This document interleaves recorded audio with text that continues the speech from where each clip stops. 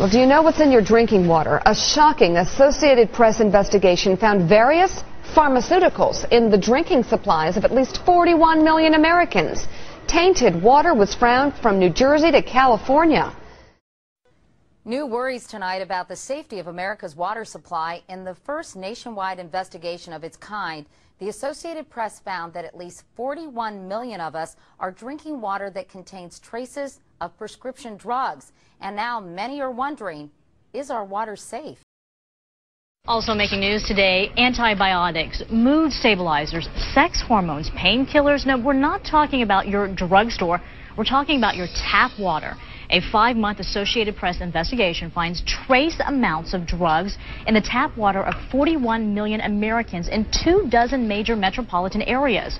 Now, we emphasize the word trace, but just how serious is this problem in the long term? Let's bring in our medical correspondent, Elizabeth Cohen. When you hear that, it is a bit shocking to know that all of those drugs, even though it's in trace amounts, could be in a water system. Right, and the bottom line, Betty, is that we don't really know what it's doing to us to drink this stuff day in and day out, because they're just now figuring out that it's in the water in the first place. Let's take a look at this Associated Press 5-month investigation, what it found. Here's a couple of sample cities. In Atlanta, they found that there were antibiotics and a blood pressure drug in the water. In Cincinnati, a cholesterol drug and estrogen, which is used pharmaceutically. In New York City, traces of an anti-seizure drug and an anti-anxiety drug. Several water systems had many, many drugs. Philadelphia, for example, had 56 different drugs in the water. Now, if you're thinking to yourself, how in the world do drugs get in the water? The answer is we take drugs. Our body doesn't absorb everything. Our body gets rid of some of it. That sewage is then treated and then can end up in tap water.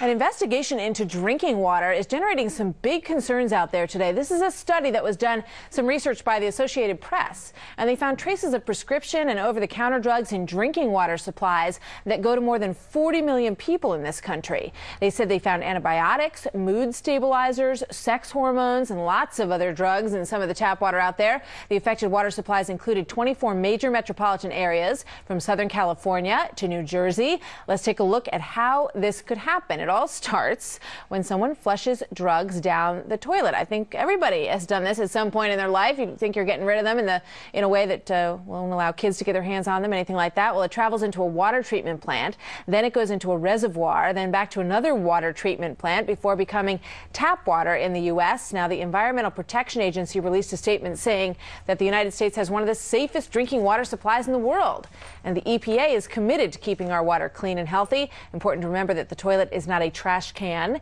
and we encourage safe disposal of practices of unused prescription drugs to help keep pharmaceuticals out of our water. So joining me now is Dr. Jennifer Ashton. She's a Fox News medical contributor. Doctor, good to have you here. Thanks, Martha. All right, so the EPA is basically saying not to worry, and yet there's a lot of scary stuff that's being found in there. Is it dangerous?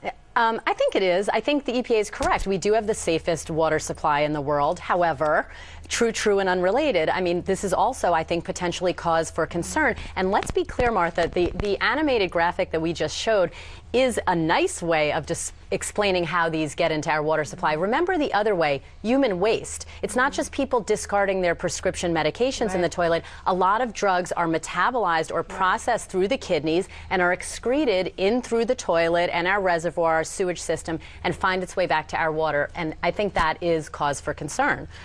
It is. It's a scary thought. I think a lot of people think, well, I almost always drink, bottled water these days, so no problem. Right or wrong? Wrong, because there is, first of all, bottled water is not subject to the same level of testing. However, and in addition, there is a lot to substantiate the fact that a lot of bottled water is merely repackaged tap water. So I think when people consider this, you need to remember two very important points: frequency and intensity. So in order to have anything reach a toxic level, you need either a very high frequency, which would be drinking water every single day for 50 years of your life. Which we all do. Correct. Or you need a high intensity, which is, a strong dose or concentration. The intensity might not be high here, but certainly the frequency is. So I think it's something that needs closer study. And there's water in everything. I mean, there's water in juice, coffee, there's water in soda, there's water in coffee. That's right. What can you do to try to minimize your risk?